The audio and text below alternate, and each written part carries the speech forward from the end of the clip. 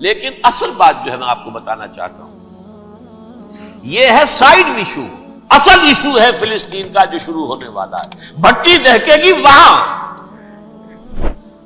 ظاہر بات ہے کہ اگر کوئی بہت بڑا اقدام ہو جاتا ہے فلسطینیوں کے خلاف، اور اگر واقعتاً مسجد اقصی اور قبۃ الصخرہ گرا دیے جاتے ہیں، جو طوفان اٹھے گا عالم عرب میں. یہ حسنی مبارک ہو یا شاہ خالد ہو یا کوئی اور ہو، یہ نہیں روک سکتے اس طوفان کو. نوجوان خون اٹھے گا، غیرت اور جو بھی حمیت ہے. مسلمان ان پڑھ سے ان پڑھ اور بالکل بے دین، وہ بھی مسجد کی حرمت پر کٹ مرنے کو تیار ہو جاتا ہے. مسجد تو بنا دی شب بھر میں ایمان کی حرارت والوں نے، من اپنا پرانا پاپی ہے، برسوں میں نماز ہی بننا سکتا. وہ چاہے کانپور کی مسجد سے مسلمانوں نے جانے دی، چاہے وہ شہید گنج کی مسجد تھی مسلمانوں نے جانے دی، چاہے نماز نہ پڑھتے ہو. لیکن یہ جو حرمت اور یہ جو حمیت، یہ غیرت ہے، اس سے جو طوفان اٹھے گا یہ ہوگا اس ملحمۃ العظما، اس کی طرف پیش رفت ہو رہی. کتاب الملاحم سے احادیث کے حوالے سے کہ جن جنگوں کا حوالہ دیا حضور نے، پیشن گوئی کی ہے، اس کا نقطہ آغاز تھا خلیج کی جنگ. صدام حسین نے اسے کہا تھا یہ مدر آف وارز ہے، ام المحارب، یہ ایک جنگ نہیں ہے. اس کا نقشہ بھی حدیث میں موجود ہے، پیشن گوئی موجود تھی، اس وقت بھی ہم نے شائع کی تھی. لیکن اس میں جو جنگ اب ہونے والی وہ الملحمۃ العظما. ملحمہ کسے کہتے ہیں؟ لحم گوشت کو کہتے ہیں، اور قصائی کی دکان کو عربی میں ملحم کہتے ہیں. یہی لفظ استعمال کیا تھا حضرت سعد ابن عبادہ نے رضی اللہ تعالی عنہ یوم فتح مکہ. ان کے دل میں تھا کہ اب ہم انتقام لیں گے ان عربوں سے، ان قریش سے. الیوم یوم الملحمہ، الیوم یوم الملحمہ، یہ کہتے ہوئے جا رہے تھے. ایک خاص کیفیت آج ہے گوشت کے ٹکڑے اڑانے کا دن. حضور سے کہا کسی نے جا کر کے ساتھ تو یہ کہہ رہے ہیں الیوم یوم الملحمہ، الیوم یوم الملحمہ. حضور نے فرمایا نہیں، ان سے کہو جا کر الیوم یوم المرحمہ، الیوم یوم المرحمہ، آج رحمت کا دن ہے، آج تو میں ان سب کو معاف کروں گا. لا تثریب علیکم اليوم، میں تم سے وہی بات کہہ رہا ہوں جو میرے بھائی یوسف نے کہی تھی اپنے بھائیوں سے. اذهبوا فانتم الطلقاء، جاؤ تم سب کے سب آزاد. وہ ملحمہ ہے جس کو کہ حضور نے حضرت معاذ بن جبل رضی اللہ تعالیٰ عنہ کی روایت ہے، اس میں سے جو ابو داؤد میں روایت آئی ہے اس میں الملحمۃ العظما، عظما مؤنث ہے اعظم کا.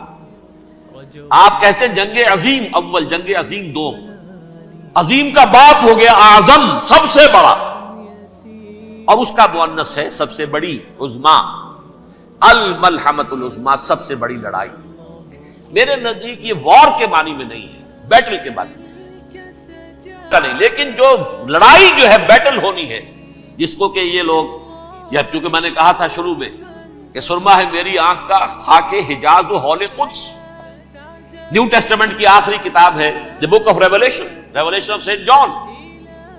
اس میں آرمگڈون کہا گیا ہے. ہر مجدون، یہ عبرانی لفظ ہے. ہر کہتے ہیں اونچی جگہ کو، سطح مرتفع. مجدون میگیڈو، میگیڈو ایک وادی ہے، مرتفع، وادی مرتفع. یہ ہے واقع لبنان، اسرائیل اور شام کے درمیان جو ٹکڑا، جو ٹرائنگل بنتی ہے، یہ ہے. یہاں پر بڑی جنگ لڑی جائے گی، اور یہ جنگ صلیب ہوگی جو کہا ہے بش نے، یہ جنگ صلیب. سیکنڈ ملینیم شروع ہوئی تھی تو پہلی صلیبی جنگ ہوئی تھی. تھرڈ ملینیم شروع ہوا ہے، یہ سیکنڈ صلیبی جنگ ہے، یہ کروسیڈ. اور میں اس مرتبہ امریکہ گیا تھا تو پہلی مرتبہ مجھے وہاں ایک رسالہ ملا ٹرمپٹ نام کا. یہ امریکہ کے جو بہت ایکسٹریمسٹ قسم کے پروٹیسٹنٹس ہیں، یہ ان کا رسالہ ہے. اور ان کے بارے میں اب کہا جا رہا ہے وہ کرسچین زائنسٹ ہیں. آپ شاید پہلی مرتبہ یہ لفظ سن رہے ہو. زائنسٹ تو ہم سمجھتے ہیں یہودیوں کو، کرسچین زائنسٹ وہ ہیں جو ہیں تو عیسائی پروٹیسٹنٹس ہیں، لیکن اسرائیل کے وہ حمایتی یہودیوں سے بڑھ کر ہیں. یہ میری کسی پہلی تقریر میں شاید بہت سے حضرات کو یاد آ جائے، میں نے کہا تھا 4 سال پہلے ہمارا تنظیم اسلامی کا ایک کنونشن ہوا تھا ہوسٹن میں، امریکہ کا جنوبی علاقے کا شہر ہے. ایک سیشن اس میں ہم نے رکھا تھا انٹرفیتھ. ایک عیسائی کو بلایا تھا، ایک یہودی بہت بڑا وہاں کا عالم ہے اس کو بلایا تھا۔ اس یہودی عالم نے ڈاکٹر وشوگراٹ، جو وہاں کی یونیورسٹی میں پروفیسر ایمیریٹس ہے، اس نے کہا تھا کہ یہ اسرائیل کی تو سپورٹ کر رہے ہیں عیسائی، ہم تو نہیں کر رہے۔ جو پریکٹسنگ یہودی ہیں وہ زیادہ اسرائیل کے حق میں نہیں تھے، یہ تو سن 67 کے بعد انہوں نے اسرائیل کو تسلیم کیا ہے، وہ تو منتظر تھے۔ یہودی جو ہے پھر انہوں نے اپنایا ہے، اون کیا ہے، اور نئے سیٹلمنٹس جو بھی بنے ہیں وہاں پر اسرائیل میں، اس میں اکثر و بیشتر مذہبی یہودی آیا ہے، اور بروکلن کے علاقے سے سب سے بڑھ کر آئے ہیں، جو امریکہ میں نیو یارک کا ایک جنوبی علاقہ ہے، بہت بڑا یہودیوں کا بہت بڑا گڑھ ہے۔ نیو یارک کو جیو یارک بھی کہا جاتا ہے، وہ تو اصل میں مرکز جو ہے وہ تو یہودیوں کا ہے۔ اس حوالے سے وہاں پر جو کرسچن زائنسٹ کہلاتے ہیں وہ اسرائیل کے یہودیوں سے بھی بڑھ کر کہیں سپورٹ کرتے ہیں۔ بہرحال اس دوسری صلیبی جنگ کا معاملہ جو میں کہہ رہا تھا، ٹرمپٹ نامی رسالہ، اس کا ایک مضمون ہے دی لاسٹ کروسیڈ۔ اب یہ آخری کروسیڈ ہے جو شروع ہونے والا ہے۔ میں تو حیران ہوں کس قدر کھل کے وہ باتیں کرتے ہیں۔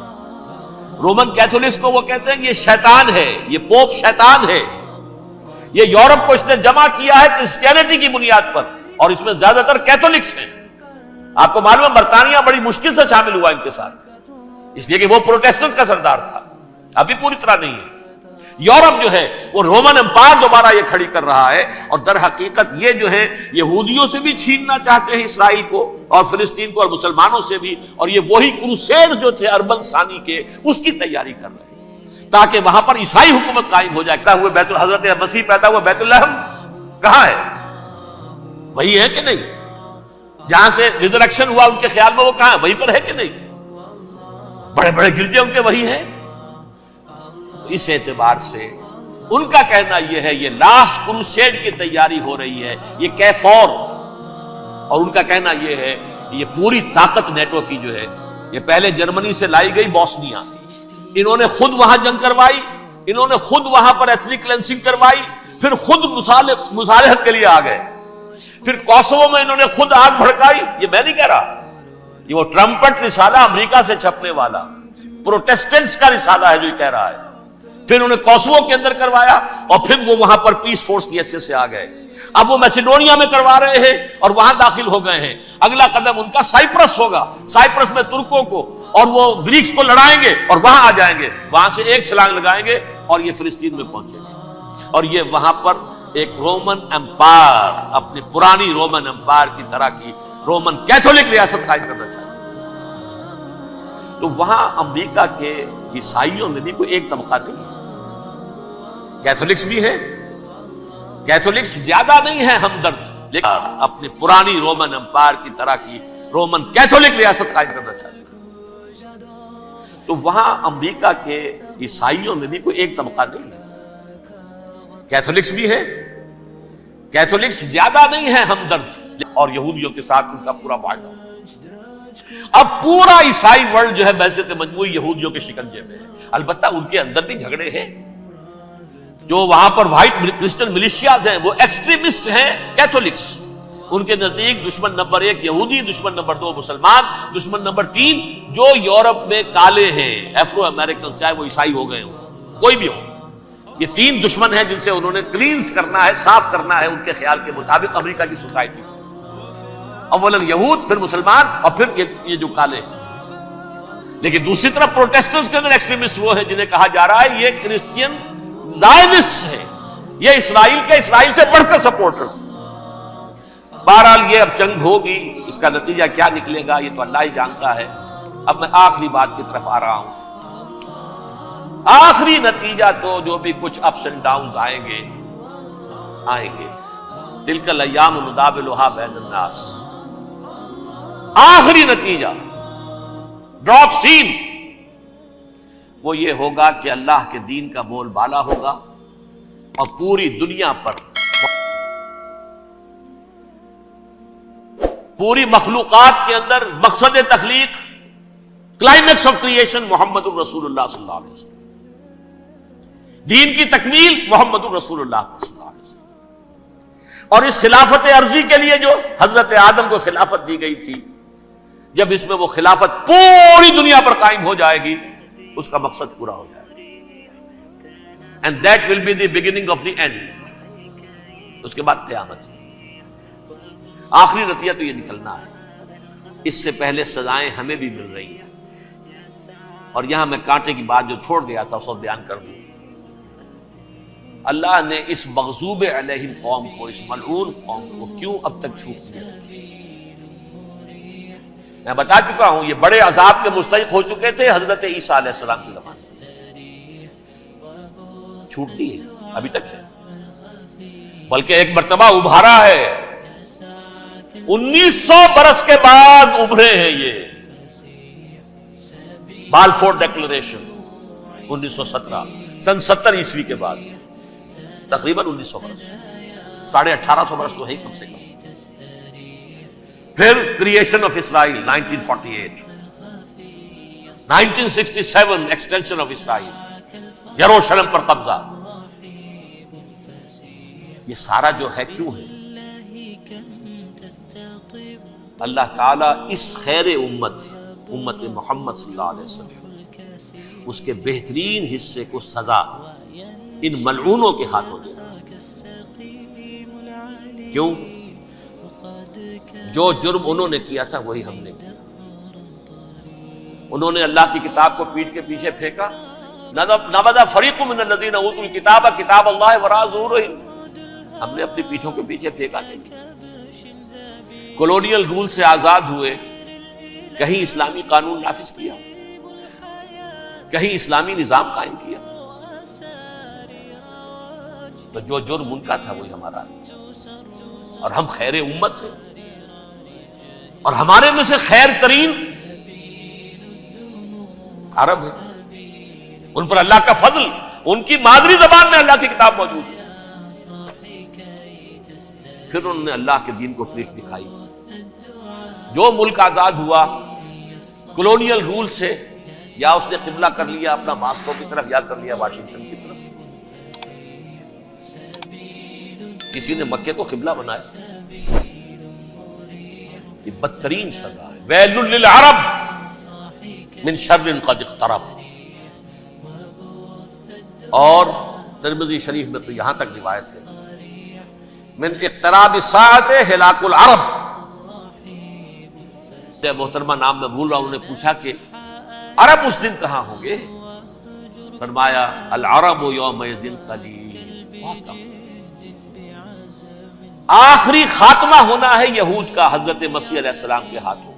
وہ عذاب جو 2000 برس تک ان سے چلا رہا وہ آئے گا، اور ان کے رسول ہی کے ہاتھوں آئے گا. لیکن اس سے پہلے مسلمانوں پر بھی عذاب آ رہا ہے. ہولوکاسٹ کے درجے کا عذاب آ رہا ہے. البتہ ہم پاکستانی اس میں یوں سمجھ لیجئے کہ وہ تو خبریں موجود ہیں احادیث میں، وہاں تو جو ہونا ہے. اتنے انسان مریں گے کہ ایک پرندہ جو ہے اڑتا چلا جائے گا، وہ نہیں چاہے گا کہ نیچے اترے تو کسی لاش پر اترے. اسے جگہ نہیں ملے گی زمین خالی کر کہیں اتر سکے. تھک ہار کر گرے گا، مرے گا تو بھی لاش کے اوپر گرے گا. یہ الفاظ ہیں صلی اللہ علیہ وسلم. الملحمۃ العظمیٰ الملحمۃ الکبریٰ. یہ لاسٹ کروسیڈ ٹرمپٹ اخبار نے، میں اس کا فوٹو اسٹیٹ بھی کبھی آپ کو دکھا دوں، ویسے میرے ساتھ ہے وہ رسالہ ٹرمپٹ. دی لاسٹ کروسیڈ اس کی تیاری ہو رہی ہے. وہ الملحمۃ العظمیٰ اور ملحمۃ الکبریٰ جو ہے وہ آنے والی ہے. ابن ماجہ میں کبریٰ کہا ہے، اکبر کا مؤنث کبریٰ. ملحمہ کبریٰ سب سے بڑی جنگ، اور ملحمہ عظمیٰ سب سے عظیم جنگ.